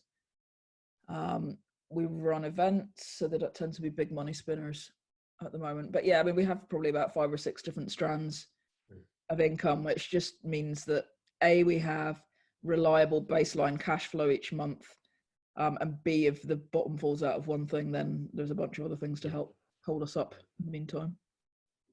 Great. Judy asks, how can small organizations use you to identify potential coalition around a local theme and work with you to develop a story if the theme is of interest? Do you have regional contacts, or what's the starting point for I guess, seeking coalition partners and collaborators? Well, I mean, I would say use our newsroom, again, our Slack, which is on Slack, because we have members from across the UK, many of whom all have their own great local networks of people as well. So it's kind of a network of networks. Yeah, if you kind of come into our newsroom and say that you're looking to work in a particular area, you'll probably find quite a lot of people coming forward. There's also potential, this isn't something we do yet, but there's also potential for us to look at our communications, newsletters and stuff like that, and have summaries of people looking for partners in particular areas or on particular topics. We did actually look at a story matching project at one point, where we would find people who wanted to look at a particular story and try and match them up with either someone else who might want to work on the story with them, or if someone thought a story was important but didn't have the resource to do it themselves, they could share the story and the data and someone else could pick it up. So there's a couple of big tech projects that we probably need to do. One is something like that, potentially kind of a horizontal matching service to help match people in areas around interest and so on, and also separate but potentially connected, a better kind of CRM or database of all the different people that we work with, because at the moment we're still very reliant on very prehistoric spreadsheets, which we probably shouldn't be at this stage in the game. So we're looking at developing that so that we can keep track much more of our different relationships with lots of different groups of people, and also help connect people together more effectively. But yeah, I mean, as an initial step, if you're wanting to build a local coalition, definitely join the network, come to our newsroom and try and get in touch with people that way. We also have a story clinic every Friday. I think it's between 1 and 2, and quite a lot of people come to that. So that's quite a useful, focused time and place if you are looking for other people to work with. People dip in and out of the main newsroom, but if you come at that time, there'll definitely be stuff happening. Yeah, great. And I've just shared the link for how to join the Bureau local network. And it is free, isn't it? It's totally free. Yeah. Yeah. So the link's there. And it is absolutely fantastic. I mean, on Fridays, my phone kind of almost blows up with notifications because it's very active when the newsroom gets going on a Friday, particularly. So and some fantastic stuff and fantastic people. People you want to be working with, and are really good resources. Now, Liang Dong asks about good media sources you'd recommend, where we can get more truthful and progressive reports about the UK based on sound research and investigation, rather than bias, bigotry, false assumption, and speculation. We could do with a list of those. Any thoughts on that, Rachel? The Ferret. I'm biased, but I mean, it is pretty good in what it does. I mean, it covers Scotland, but it also covers UK stories. I don't know. I mean, big news organisations tend to vary. They can often publish some amazing investigative stuff alongside some like horrendous opinion tripe. So Yeah, I mean, it's difficult to say one specific news organisation. Sure. That are trying to kind of create coalitions of what are supposed to be truthful media or fact-checking organisations, but often these have their own biases as well. So I'd be slightly loath to name any of those in particular. I mean, I tend to just use multiple news sources and kind of double check stuff. Yeah. Which, you know, I know that's not particularly helpful. Or use the Ferret. No. And I suppose also we don't publish that often, so you know we do Yeah. big, you know, statement kind of investigations rather than lots of breaking news. So it's not necessarily useful for the day-to-day stuff so much. I was just going to say, maybe, you know, bringing it back to kind of what we're focusing on today, the outlets that maybe do engage in you know, in collaborative working, you know, suggest to me often that they are perhaps, you know, at least more open-minded, progressive, care more about getting the story than about, you know, clickbait or yeah, you know, other motives like that you said at the outset. Yeah, I mean, it feels like, you know, potentially kind of algorithms and kind of profit motivations are changing slightly for the better. I don't think clickbait is the success that it once was. No. And I think sometimes people are starting to invest a bit more in quality journalism. You certainly have seen some publications doing that. There's also some interesting stuff around formats that people like and use. And I remember Robin from The Overtake, also Yorkshire Post, saying that with The Overtake, there's quite a lot of evidence. The Overtake's a kind of investigative site for young people. And there was a real sense in the UK that young people would not read long form pieces. You know, they didn't have the attention span for it. They weren't interested. Whereas the stuff that they published proved very much that young people will read long form pieces. It's just that most of the long form pieces out there weren't relevant to them. So they weren't reading them. So there's stuff like that. There's a lot of stuff around changing format. I mean, one we were talking about at work the other day was how Instagram stories have suddenly become this massive thing for people sharing kind of political and factual information, and that didn't really exist pre-COVID and Black Lives Matters to anything like the same extent. So you see these kind of sudden big changes in where stories are being told and how. So yeah, there's a lot of interesting stuff there. One other thing to come back to, I mentioned the Bureau Local Story Clinics. I'd quite like to also mention our open newsrooms. Those are monthly events that happen on different themes. They're generally kind of video panels that explore different themes. So if you've got particular interests that you'd like to get in touch with us about issues that you think that we should explore as part of an open newsroom, also feel free to get in touch and suggest those. So tomorrow, in fact, tomorrow we are running an open newsroom looking at food, land and future. So we've got some brilliant guests talking about the links between environmentalism, racial inequality, food sovereignty, and so on, which is really, really pretty exciting. And our reporter, Andrew, talking about the links with the meat industry in the UK and deforestation in the Amazon. I recommend that one. I can share the link for that in a minute. But yeah, please come to those and suggest topics, because we're always really, really up for hearing what you'd like to look us to look at even. What time is the open? It's between 1 and 2 tomorrow. Online. Let me. Great. I think I can't remember who it was, but somebody in our chat did touch on some of those food resilience, food sovereignty topics. So that would be a great one for her to tune into if she can.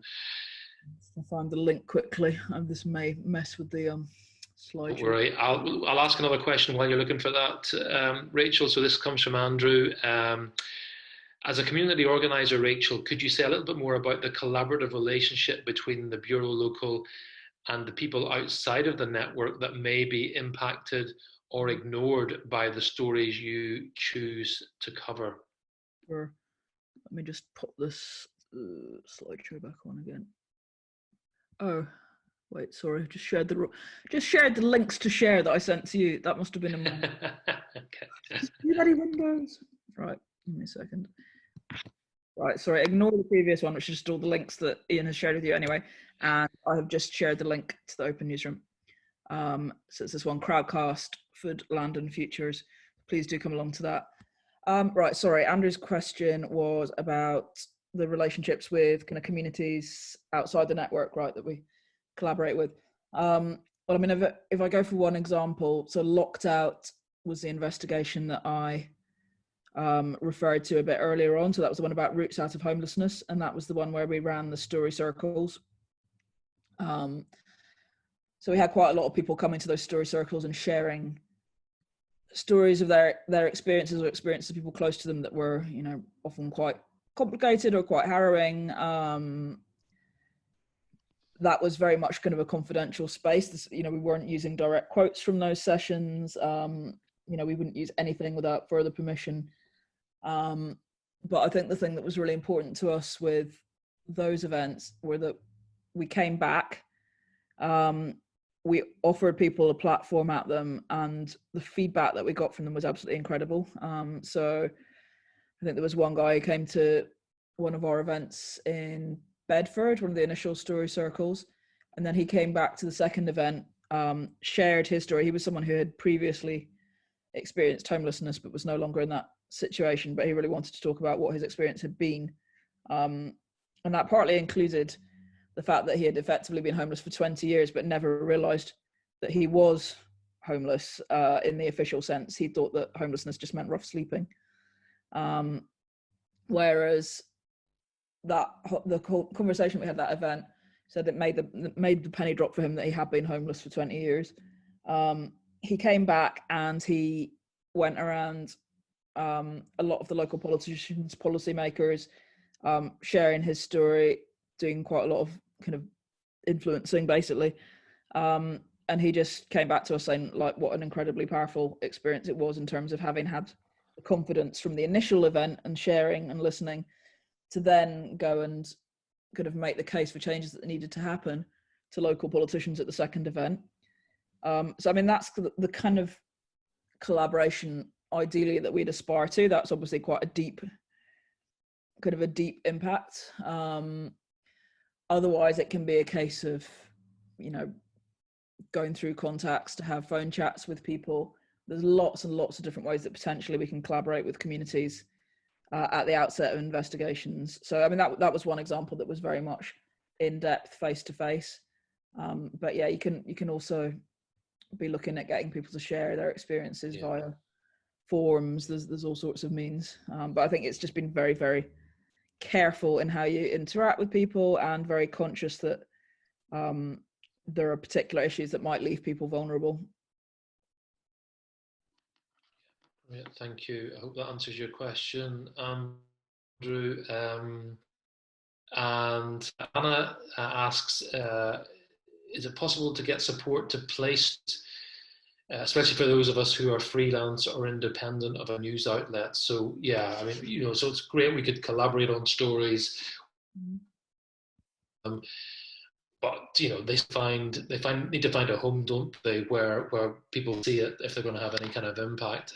Any thoughts on whether the Bureau Local can help there, or any advice, Rachel? Well, firstly, I'd say that story clinics are great for stuff like that. If you have a particular story that you want to pitch and you don't know how or where, that's exactly the kind of thing you can come along and kind of brainstorm with people about and get advice on. We are also looking at how we can offer more practical kind of advice and support to freelancers. Our model works really, really well with people who have a pre-existing publication. So they might be a reporter at a local paper or radio station, or they might be someone that runs their own hyperlocal site. If we're working with a freelancer, it's a much more complicated relationship for them because they have to try and pitch the story to a publication and then work with our embargoes as well as the requirements of a particular editor. So it is a bit more complicated. We're definitely conscious of that. So yeah, we're thinking about potentially how we work with freelancers as a group to make the Bureau Local as useful as possible and effective as possible for them. And also, yeah, potentially offering support and advice on pitching and so forth.